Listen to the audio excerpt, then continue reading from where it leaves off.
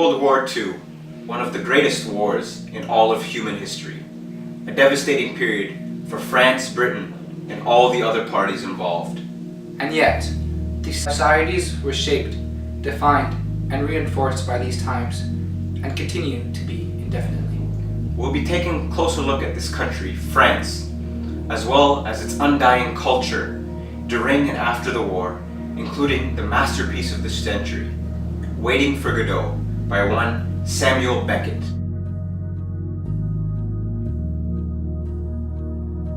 This tragic comedy, as you'll soon find out, reflects so gracefully the struggle for cultural stability of the French, as well as many other countries in Europe during the war.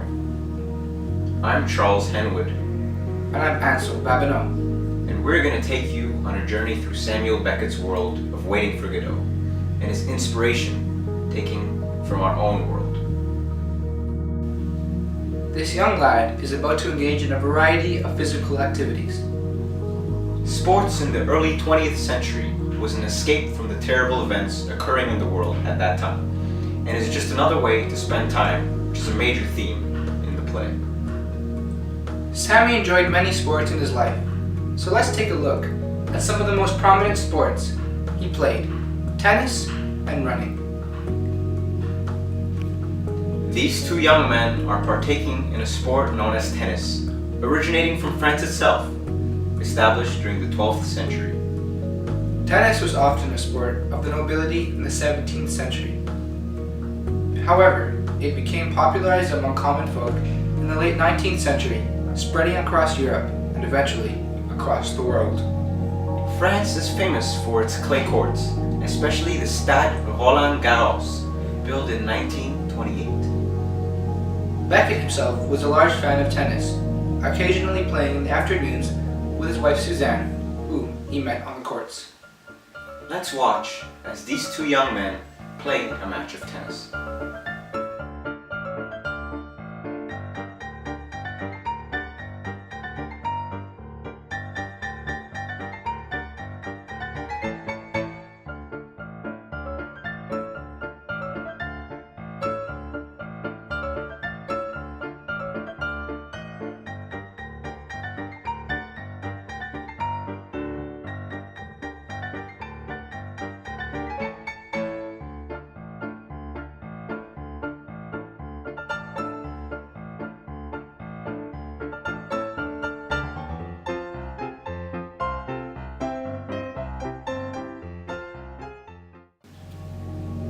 Tennis is a game in which 2 to 4 players rally the ball repetitively, which could resemble a conversation. If the ball is struck too strongly and is hit out of bounds, the other person or team will get a point. As is the same in a conversation, where if one goes out of bounds, the other person might get offended or agitated. As you can see, it's a game of back and forth, exactly what Beckett wanted to portray in the play between the characters. Although it is scarcely mentioned, the Sticomythia in the play represents a tennis match. The way Estragon and Vladimir put the ball in each other's court resembles a tennis match. Clay courts, which France is famous for, also have a slower and more unpredictable style, similar to Beckett's play. Ah, yes, 2 thieves. Do you remember the story? No. Shall I tell it to you? No. It'll pass the time. 2 thieves crucified at the same time as our Saviour. Our what? Our Saviour. 2 thieves. One is supposed to have been saved, and the other damned. Saved from what? Hell. I'm not. And yet, how is it that this is not boring you, I hope? How is it that of the 4 evangelists, only one speaks of a thief being saved?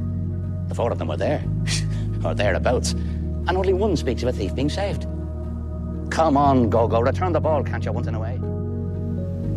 In the play, Estragon often does not return Vladimir's questions and seems out of his depths in the conversation. This is the same in tennis, where if one player cannot return the ball consistently, the game will not be entertaining to watch or to play.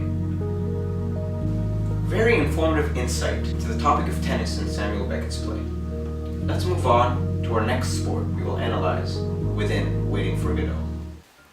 Association football, or soccer as you may call it, is often recognized as Europe's favorite sport, the current form existing since the 1800s. In France, soccer was adopted from the British in the early 20th century, quickly becoming popular among the population, as very little was needed to play. In the early 1900s, schools formed teams, increasing interest in the competitive aspect of the sport. The French Football Federation created the first competitive league in France in 1930. However, the war changed the sport immensely. Competitions were postponed during World War I and during the Nazi occupation of France. Soccer relates to Waiting for Godot, since soccer is a game often with little scoring that mainly consists of build-up play. Similarly, Waiting for Godot is build-up to the arrival of Godot, which never seems to happen. So in a way, the play is like a 0-0 draw in a soccer game. An outsider not familiar with the sport might find a 0-0 draw very boring, as there's no winner or loser. On the other hand, a fan that is knowledgeable might be very entertained by a 0-0 draw, since they can appreciate the tactics, the beauty of passing, the excitement of near misses, even if the game has no score. Beckett's play is very similar, as a reader with no background knowledge might not appreciate the work and dismiss it as absurdity. But a knowledgeable person might appreciate the literary elements and the specific points the playwright is attempting to convey. Time is portrayed through this writing and similarly to sport. People do things to pass the time, such as work, play, exercise, and interact with other people. No matter what we are doing, in a way we are passing time until we die. So one reading this play should not judge Estragon and Vladimir for doing nothing to pass the time, while all of us are just passing time. In a way, no activities are more worthwhile than others. The last sport we will analyze in relation to Waiting for Godot is running. Running is a sport or activity with no score and may seem very repetitive as just one step after another. But really, no two steps are the same. Similarly, the first and second act of Waiting for Godot are almost the same, but are also very different. Beckett was very influenced by running, since he was an avid sportsman and running is in almost every land-based sport. In France, running was not outstandingly popular, but the French did reintroduce international running competitions in 1900. The 1900 Paris Summer Olympics had sprints, middle and long distance running, and the marathon. These races captivated the French audience and popularized cross-country and track and field running throughout the world. Sports had a major impact on the writing of Waiting for Godot, as Beckett was an avid athlete. Now we will move on to our artistic experts, who will analyze how dance and music affected and are conveyed in the play.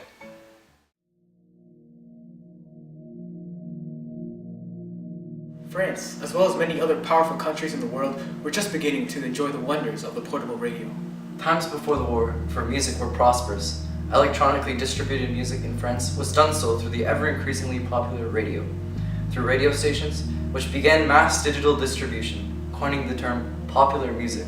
But during Nazi occupation, all northern radio stations of France were taken over, focusing heavily on Radio Paris, leaving the non-occupied stations in the south to the Vichy regime.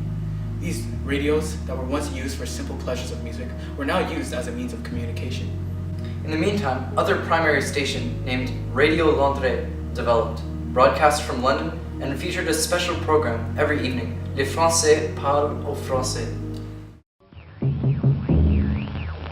Ici Londres. Veuillez écouter tout d'abord quelques messages personnels. Gabriel garde l'anonyme. Le manchot la serre dans ses bras.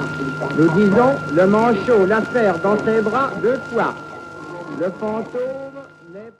Thanks to the influential platform of music, the composition of wartime songs flourished.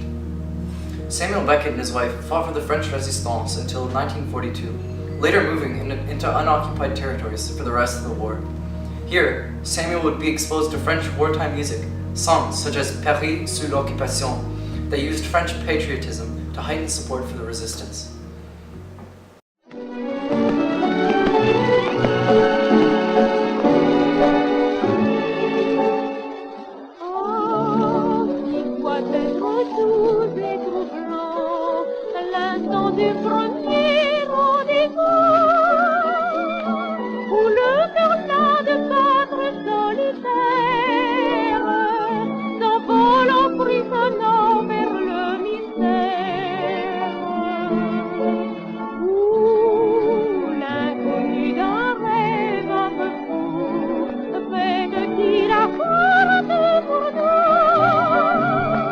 Le bonheur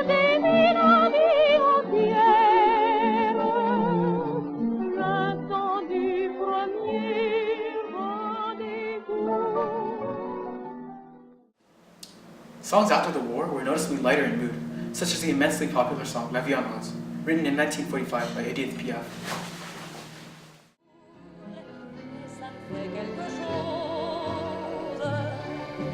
Il est entré dans mon cœur une part de bonheur dont je connais la cause. C'est lui pour moi, moi pour lui dans la vie. Il me l'a dit, l'a juré pour la vie.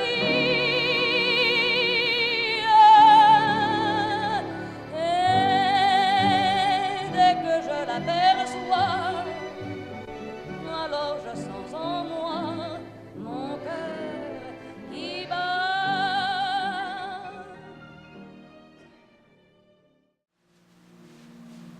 Appropriately, in Waiting for Godot, the two men, Estragon and Vladimir, had no radio, nor did they have any connections to the world around them. This just shows how prominently significant the radio was during war times.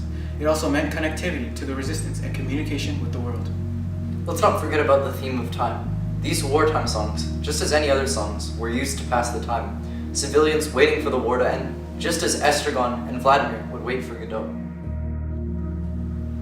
A final cultural art that played a large part in the writing of Waiting for Godot is dance. From the overall atmosphere of the play right down to Lucky's jig, the art of dance is influential throughout. Ballet, a dance form invented in Italy and adopted by France in the 17th century, has played a very important part in the development of French culture. Ballet is a very rhythmical, repetitive, and elegant dance form, not unlike the play Waiting for Godot.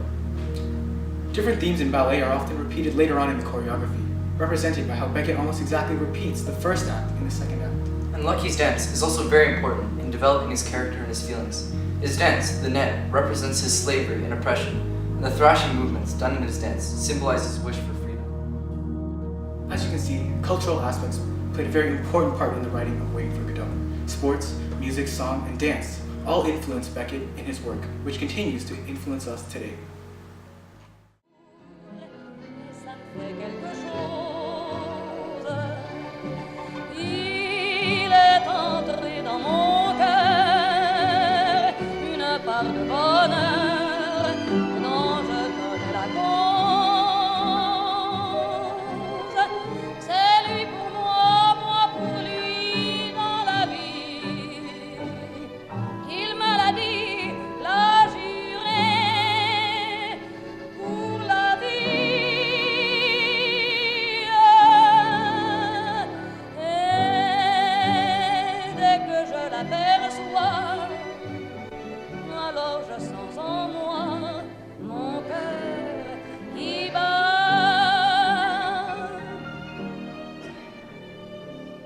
Des nuits d'amour à plus finir, un grand bonheur qui prend sa place, les ennuis, les chagrins s'effacent, heureux. Very well done.